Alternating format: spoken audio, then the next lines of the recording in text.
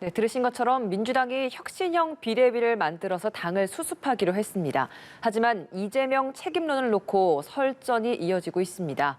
국민의힘은 2년 뒤 총선에 대비한 혁신위원회를 출범시키고 차별에 나선 모습입니다. 두 분과 함께 이 관련 소식들 하나하나 짚어보겠습니다. 차재원 부산가톨릭대 특임교수, 박창환 장한대 교수 나와 계십니다. 어서 오세요. 안녕하세요.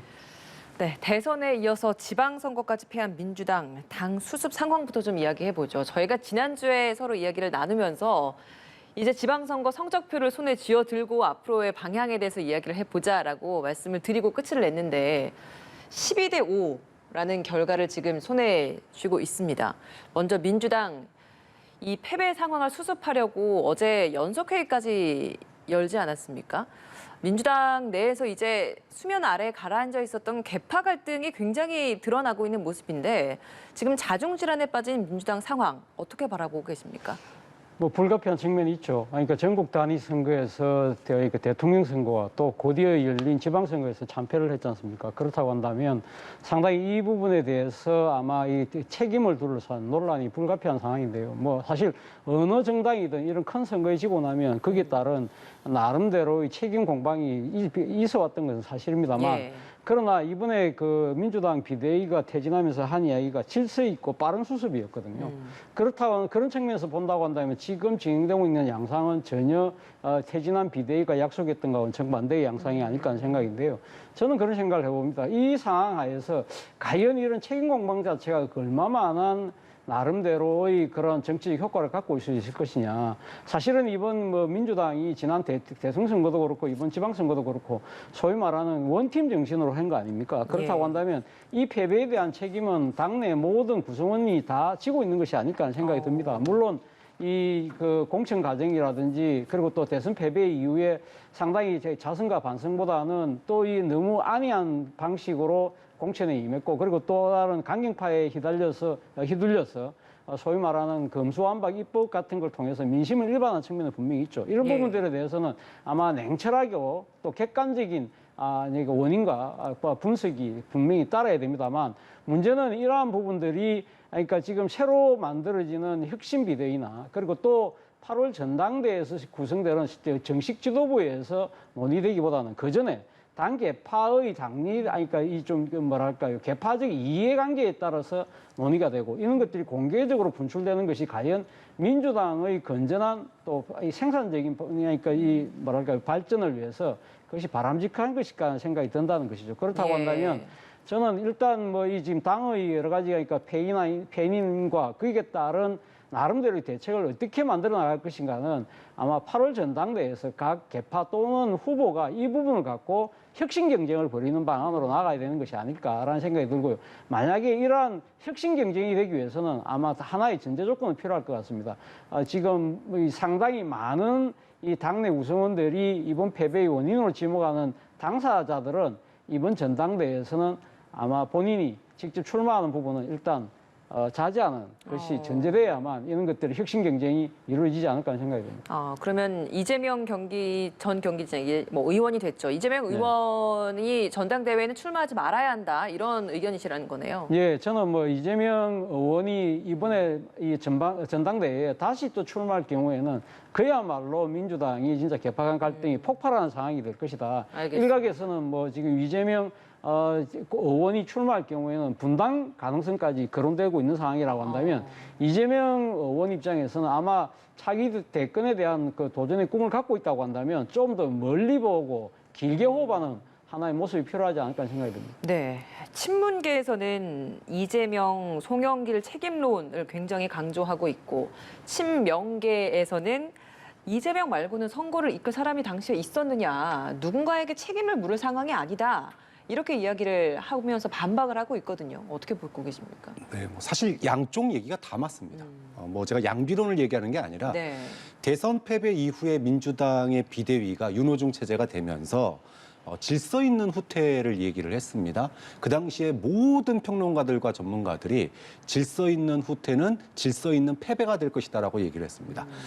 반성과 쇄신, 변화 없는 지방선거, 당연히 패배가 예상돼 있었고 민주당은 패배의 분위기 속에서 선거를 치렀습니다. 자, 그런데 여기에 대해서 지금 이재명 측이나 아니면 소위 이낙연 또는 정세균 측이나 대답을 할 부분이 있어요. 이재명 측은 대답을 해야 될 게 왜 이재명 후보가 나섰음에도 불구하고 그렇게 논란 속에서 개항까지 가면서 그 소위 말하면 여당의 비아냥 소리까지 들어가면서 나갔는데 왜 지방선거에 1도 도움이 되지 못했는지에 대해서 자기 반성을 해야 됩니다. 예. 해명을 해야 됩니다. 왜 그랬는지 반성을 해야 되는 거죠. 자, 그러면 이낙연 측이나 정세균 측은 또 할 말이 대답할 게 없냐? 거기도 마찬가지 질문을 받아야 돼요. 만약에 이재명이 안 나왔다면 그러면은 지방선거 이길 수 있었느냐? 이길 수 없거든요.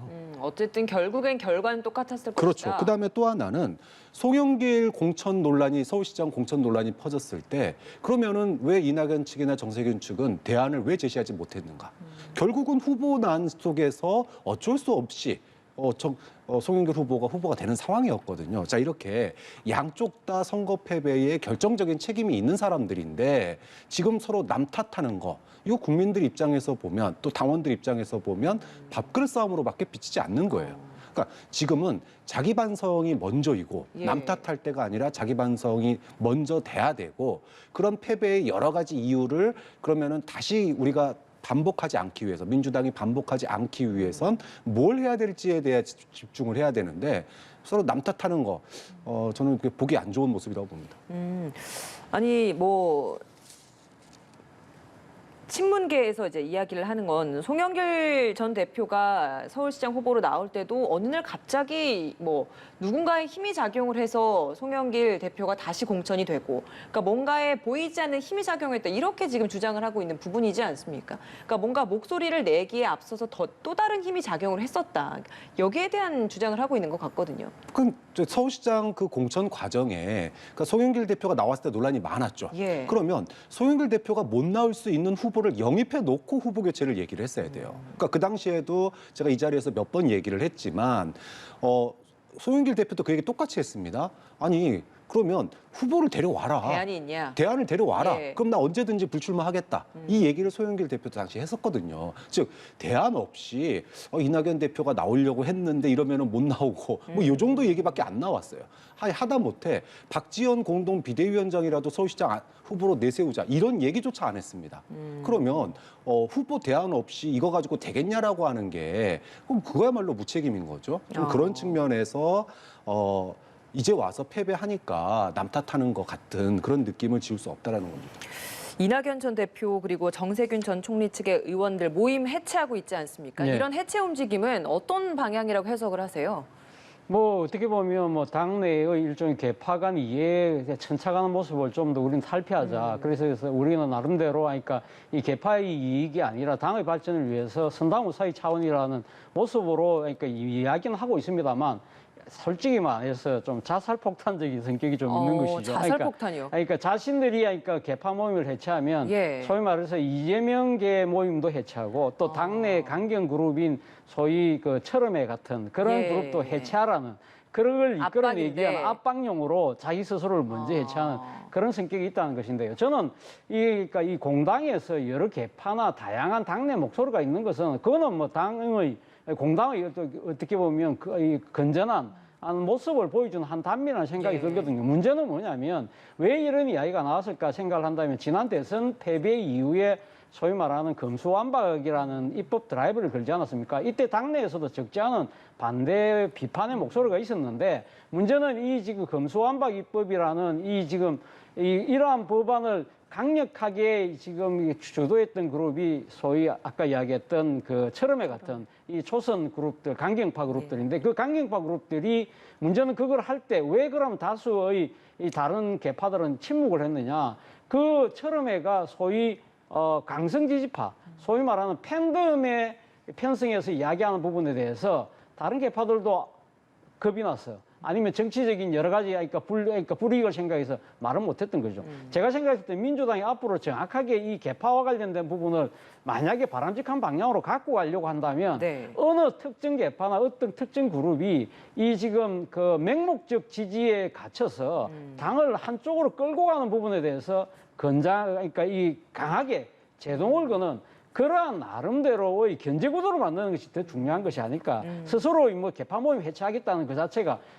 과연 실천력이 따를 것인지도 의문이긴 하지만 예. 실제 효과를 위해서라도 저는 어느 특정 그룹이 당 내외의 강성 지지파들의 목소리를 얻고 당을 좌지우지하는 것을 막을 수 있는 그 정도의 구조를 만드는 것이 더 급선무라는 생각이 듭니다. 이제는 좀 다른 목소리도 나올 수 있도록 당 분위기를 만들어야 한다. 이런 말씀 하시는 것 같습니다. 전당대회는 예정대로 8월에 치르기로 했는데 대신에 비대위를 좀 새로 꾸리기로 했고 이걸 이전 비대위는 관리형이었다고 한다면 이제는 혁신형 비대위로 좀 새롭게 꾸리겠다. 이렇게 이야기를 하고 있습니다. 지금은 뭐 당원 당규에 따라서 원내대표가 대행을 하고 있습니다만 새롭게 비대위를 꾸린다. 그리고 또 혁신형으로 꾸린다. 어떤 모습 예상을 하십니까? 글쎄요. 저는 8월 달에 전당대회 아닙니까? 그러니까요. 그러면 짧으면 한 달, 길어야 2달입니다. 그럼 짧으면 한 달, 길어야 2달 동안에 과연 비대위가 뭘 할 수 있을까? 혁신형 비대위. 그럼 말 그대로 혁신을 해야 되는데 지금 민주당의 근간을 흔들어야 되는 게 혁신입니다. 그런데 어떠한 권한도 없는 비대위가 그것도 한 달, 2달 사이에 혁신형이라고 한다면 권한을 주지 않을까요? 그러니까요. 어떤 권한을 줄까요? 왜냐하면 다음에 전당대회에서 새로운 리더십이 선출됩니다. 그러면 전당대회에서 새로운 리더십이 선출되면 거기에 모든 권한이 다 쏠리게 돼요. 근데 한두 달 안에 뚝딱뚝딱 민주당의 혁신은 일러 가야 됩니다라고 결정하면 다음 지도부가 그걸 따르겠습니까? 그리고 그 혁신의 방향도 지금 민주당의 아까 뭐 개파 갈등 모양새다. 그다음에 거의 뭐 백가쟁명식으로 뭐 이것 잘못됐다 저것 잘못됐다 이야기가 굉장히 많이 나오고 예. 또 사실 전에 박지원 공동비대위원장이 586 용퇴라든지 또는 팬덤 정치 문화 극복하자 청산해야 한다. 네, 예. 이런 얘기 했었는데 이런 거 한두 달 안에 끝낼 수 있나요? 못 합니다. 그럼 결국은 말이 혁신 비대위지 여기서 논란을 그러니까 논쟁을 벌이는데 어떤 틀 안에서 논쟁을 벌이는 거 요 정도의 어떤 그 형태만 갖출 수 있을지 실질적인 혁신은 불가능하다. 그러니까 저는 대선 패배 백서 아직 민주당이 대선 끝나고 나서 백서 못 냈거든요. 예. 그럼 이번 지방선거 패배했지 않습니까? 이거 패배 백서조 내는 것도 한두 달에 끝내기 힘들다고 봐요. 아, 이번 이 혁신형 비대위가 이 백서까지 만드는 걸로 과제를 좀 삼고 있잖아요.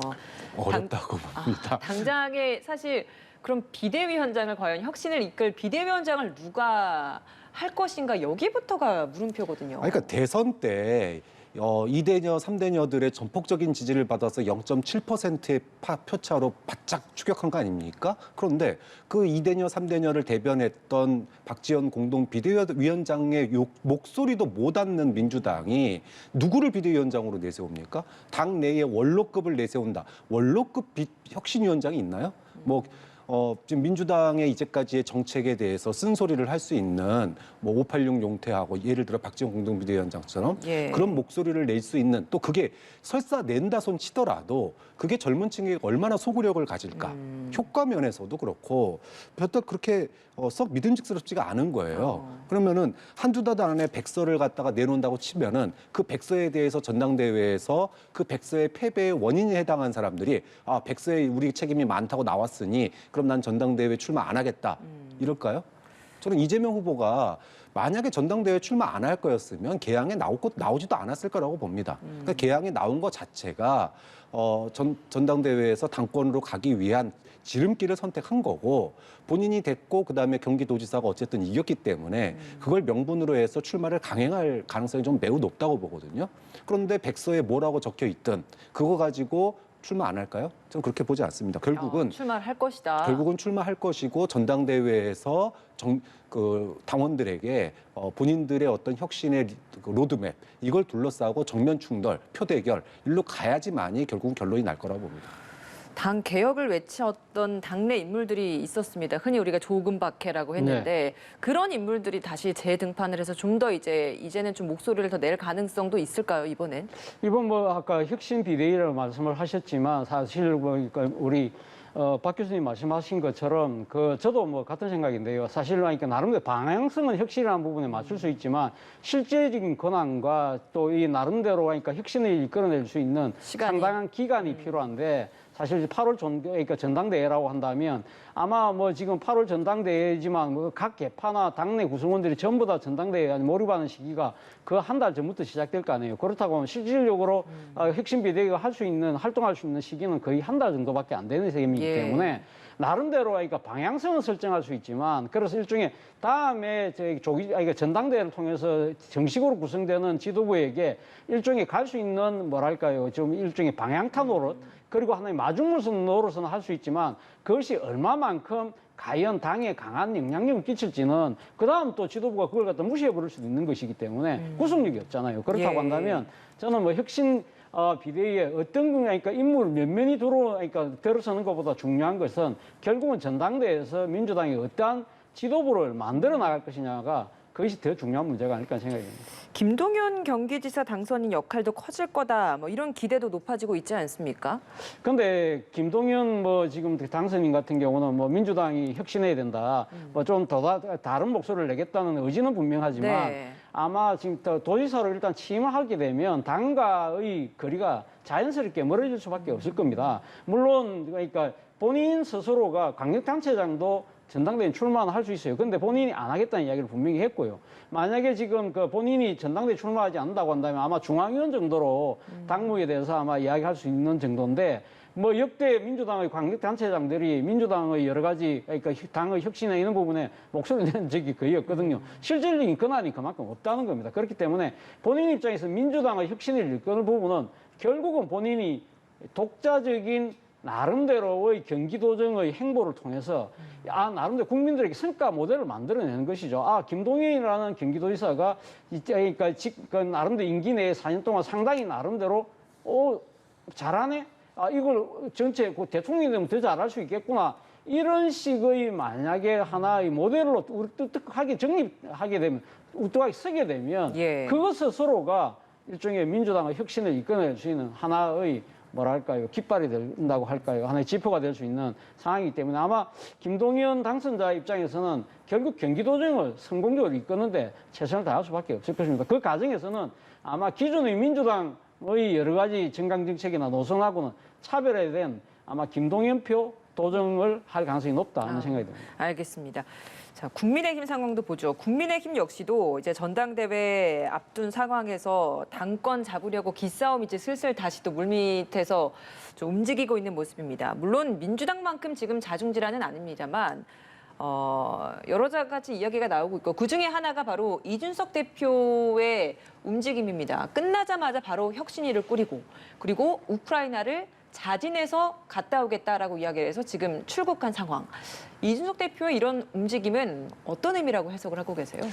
선거 직전에 사실은 굉장히 의아한 대목이 한 군데 있었죠. 이준석 대표가 갑자기 당에 징계를 받는 상황이 됐습니다. 윤리 회부됐죠.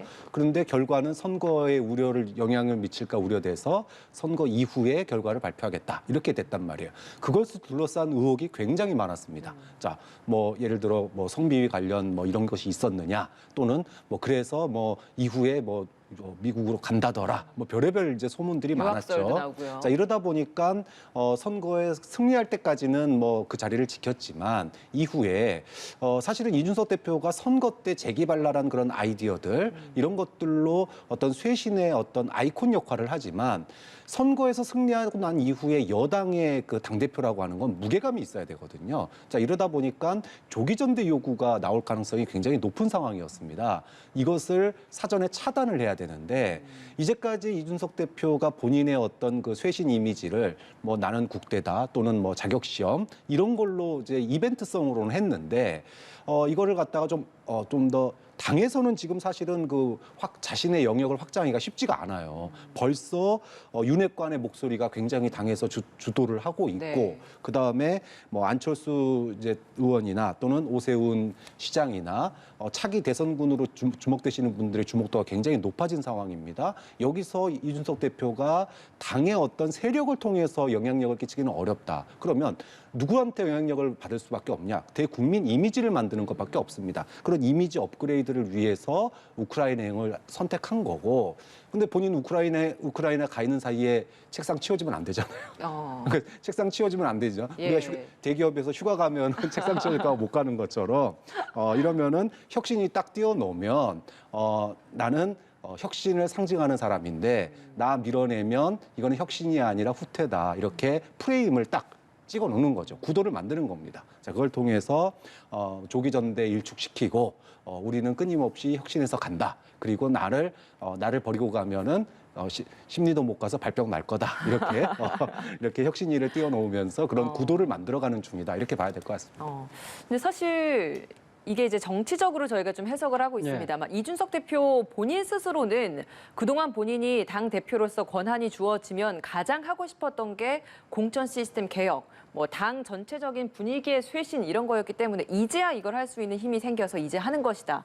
이렇게 바로 권한을 주어줬을 때 하는 것이다. 이런 이야기를 하고 있긴 하거든요. 그렇죠. 사실은 뭐 지난 대선에서 승리했고 이번에 지방선거를 또 일단 승리를 했기 때문에 이준석 당대표의 권한은 사실 어떻게 보면 더 공고화될 수 있는 상황입니다. 그렇기 때문에 저는 일각에서 나오는 조기 전당대회라는 그 자체가 조금은 터무니없다는 생각이 들어요. 뭐 지금 이 여당인데 그것도 공당이고 또 여당이지 않습니까? 여당인데 지금 뭐 그러니까 정해진 당대표 임기를 무슨 권한으로 누가 과연 박탈할 수 있습니까? 그것도 지금 두 분의 선거를 다 이겼고 정권을 빼들어온 되찾아온 당대표를 무슨 혐의로 쫓아낼 수 있을 것이냐. 단 지금 뭐 지금 윤리 징계라는 부분인데 이것이 어떻게 될지 안 될지는 그건 지켜볼 별도의 문제지.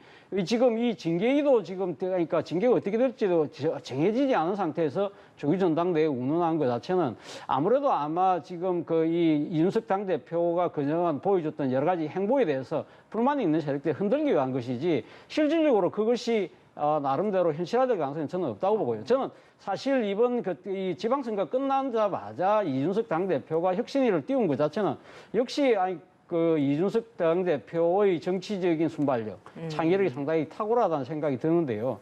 뭐 이거 어떻게 보면 아까 뭐 말씀하셨지만 혁신위 자체는 사실은 지금 이 당이 이번 지방선거를 압승하지 않았습니까? 네. 그렇다고 한다면 우리 스스로 상당히 오만과 독선에 빠질 수도 있기 때문에 경계를 하겠다는 그런 메시지이기 때문에 긍정적으로 들리는 것이고 또 하나는 민주당이 어차피 지금 당내에 여러 분란이 벗고 있습니다만 결국은 혁신의 방향으로 갈 수밖에 없다. 그렇다고 한다면 우리가 한 발 더 빨리 나가자는 의미도 있고 그리고 뭐 지금 뭐 개인적으로는 그런 생각도 있겠죠. 지금 윤석열 정부 들어서고 나서 소위 말하는 윤핵관이라는 분들, 당내의 강력한 윤 대통령의 측근 계열들이 상당히 힘을 얻어가는 차원이라고 된다면 공당이 아니라 사당이 될 수 있기 때문에 그러한 부분을 차단하기 위해서 뭔가 이 시스템 공천이나 이런 부분들도 하겠다는 부분이기 때문에 그런 것들은 뭐 개인적인 정치적 포석일 수 있지만 그걸 누가 비난할 수 소지는 별로 없잖아요. 그리고 또 우크라이나 가는 부분들도요.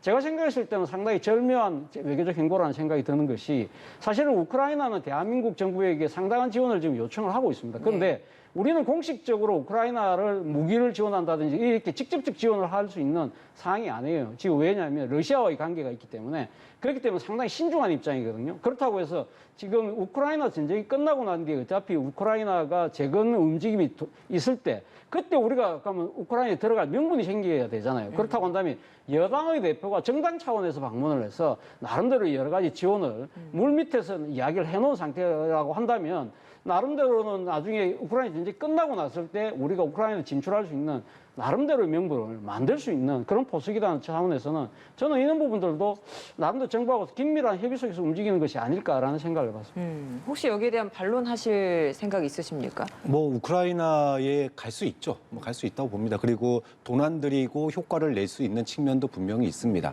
자, 그런데 그럼에도 불구하고 예를 들어 뭐 대통령의 특사 자격이라든지 또는 여당의 주요 어떤 외교 라인에 있는 분들이 가는 것과 당대표가 가는 건 차이가 있는 거거든요. 그것도 본인이 희망해서 간 겁니다. 그럼 본인의 정치적인 어떤 목적의 무게가 훨씬 더 많은 거 아니냐. 그러니까 보수를 층을 중심으로 사실은 이준석 대표 그러면은 이대남이었거든요. 그런데 선거 대통령 당선 이후에 이대남들이 목소리가 좀 이제 불만의 목소리가 나오고 있습니다. 예. 자, 그런데 본인이 이 국면에서 이대남을 위해서 정책이라든지 정책 결정 과정에 커다란 영향력을 미칠 수 있느냐? 별로 할 게 없습니다. 자, 그런데 그런 보수층의 목소리 그 중에서 가장 상식적이고 또는 가장 뭐랄까요? 보수층 내에 지지를 얻을 수 있는 그런 이벤트, 이게 바로 우크라이나 방문이거든요. 뭐 본인이 조금 위험성을 감수할 수는 있겠지만 그럼에도 불구하고 마치 이제 이근 대위가 우크라이나 갔다 오면서 보수층의 열렬한 지지를 받는 것처럼 그런 것들의 어떤 오마주, 이런 형태가 아닐까 싶습니다. 알겠습니다. 자, 윤석열 대통령의 차관급 인선 이야기도 해보죠. 추가 인선을 단행했는데 역시나 또 검찰 인사가 자리하다 보니 야당에서는 또다시 검찰 공화국이 완성되고 있다라고 압박을 하고 있는 상황입니다. 물론 그 국정원 기조실장이라는 자리가 군 통수권자의 측근이 자리하는 자리라고는 하는데 너무 많은 검찰 인사들이 배치된 것이 아니냐. 네. 여기에 대한 지적에 대해서는 어떤 의견이십니까? 저는 상당히 그런 비판에 공감하는 측면이 있습니다. 방금 말씀하신 것처럼 항상 대통령이 중요하게 생각하는 아니면 상당히 국가적 요직의 자리에 지금 너무 많은 대통령 측근들이 지금 임명되고 있다. 지금 뭐 이 국정원 기조실장에 지금 그러니까 이 임명된 이 조상준 변호사 같은 경우도 과거 대통령의 검찰총장실들 한동훈 이 지금 법무부 장관하고 왼팔 오른팔을 할 정도로 상당히 측근이었다는 거 아닙니까? 그렇기 때문에 지금 계속적으로 지금 이 요직에 그 배치되는 분들이 물론 대통령 국정 철학을 제일 잘 이해할 수 있는 사람들이 가는 것은 일리가 있는 측면이 있습니다만 너무 많이 간다는 거죠. 그렇다고 한다면 많은 국민들이 생각했을 때는 대통령 인재 포기들이 저렇게 협소한가? 더 넘어서는 결국은 윤석열 정부도 과거 야당 때 비판하듯이 코드 인사할 수밖에 없네. 무조건 뭐 경험과 능력이라고 하지만 자기 입맛에 잘 맞는 사람, 자기 말을 잘 듣는 사람을 그냥 요직에 앉히고 나는 생각을 할 수 있다는 것이죠. 그리고 또 하나는 검찰공화국에 대한 우려인데요. 뭐 그 대통령 비서실 또 그리고 지금 그 법무부의 검증 인사단도 지금 검찰 인사들이 주도를 하는 것이고 그리고 이번에 지금 국정기조실장뿐만 아니라 총리 비서실장도 예. 검사입니다. 검사 출신입니다. 그렇다고 한다면 너무 지나치게 이 검찰 출신들이 많게 되는 경우가 말 그대로 검찰공화국 되는 거 아니냐는 그러한 우려가 빠질 수밖에 없는 거예요. 또 하나 지적할 수 있는 것이요. 앞서 말씀하신 것처럼 국정원 기조실장 같은 경우는 뭐 국군 통수권자로서 핵심을 이렇게 임명한다고 하지만 사실은 지금 국정원에 가장 주어진 사명 중에 하나가 말 그대로 대북 첩보기관으로서 정보기관으로서 새로 탄생하는 부분이고 이번에 김규현 신임 국정원장에게 윤석열 대통령이 엄명한 부분 아주 상당히 강력하게 부탁한 것도 국내 정치에 개입하지 말라는 부분이었는데 네. 어쨌든 본인하고 가까운 사람을 이렇게 앉히는 것 자체가 과연 이렇게 국내 정치하고는 완전히 그러니까 거리를 둔 새로운 대북 정보 첩보기관으로서 재탄생의 그런 기조하고 맞나? 라는 그러한 의구심을 자초할 수 있다는 측면에서는 예. 저는 상당히 좀 대통령께서 한 번 더 제고할 필요가 있지 않나 생각하거든요. 논란이 생길 만한 부분은 피해갔어야 되는데 지나치게 좀 많이 몰려있는 경향이 있는 것 같다라는 그 비판에 대해서 좀 동의를 하셨는데 교수님 의견 어떠십니까? 뭐 내각에 입각하신 검찰 출신 분들은 뭐 출세하신 거겠지만 조직으로서의 검찰은 위기를 맞았다고 봅니다. 자, 검찰이 앞으로도 수사를 하고 또 검찰의 어떤 행보가 있을 텐데 이 행보에 대해서 다 내각에 입각하네? 검찰 출신들이? 그러면 앞으로 검찰의 행보에 대해서 국민들이 어떻게 볼까요? 검찰의 중립성, 이거 어떻게 국민들이 신뢰할 수 있겠습니까? 검찰에서 줄 잘 쓰면 정권에서 보수 정권이 잡으면 거기에 차관하고 장관하고 국정원 기조실장 하는구나. 이게 국민들의 딱 5년 동안에 인식되고 나면 앞으로 검찰의 행보에 대해서 국민들은 검찰이 저기서 누가 또 튀려고 그러나? 누가 한 건 잡으려고 그러나? 또 어디에 줄 서나? 이런 거를 의식 안 할 수가 없는 겁니다. 네. 그럼 지금의 이런 상황들이 윤석열 대통령 입장에서는 내가 믿을 만한 사람이 필요해서라고 하는 필요성이 중요할지 모르겠지만 결과적으로 이것이 쌓이면 국민들에게는 검찰이 하나의 출세 코스로서 검찰 자체로서 완결형이 아니라 대통령이나 또는 소위 말하면 그 정무직이나 국가의 주요 결정권자에 가는 출세 코스로의 하나의 거쳐가는 코스로 될 가능성이 인식될 예. 가능성이 굉장히 높게 되고 이렇게 되면 검찰의 중립성이라고 하는 건 더더욱 멀어지는 거다. 그런 점에서 조직으로서의 검찰은 지금 위기를 맞고 있다. 이게 검찰 내부에서도 논란이 돼야 된다고 봅니다. 예, 수사의 공정성 차원에서도 윤석열 대통령이 검찰 인사는 기피해야 한다 이런 조언을 하셨습니다. 자, 오늘 말씀 두 분 여기까지 듣겠습니다. 차재원 부산 가톨릭대학교 특임 교수, 박창환 장한대 교수 두 분과 함께했습니다. 오늘 고맙습니다.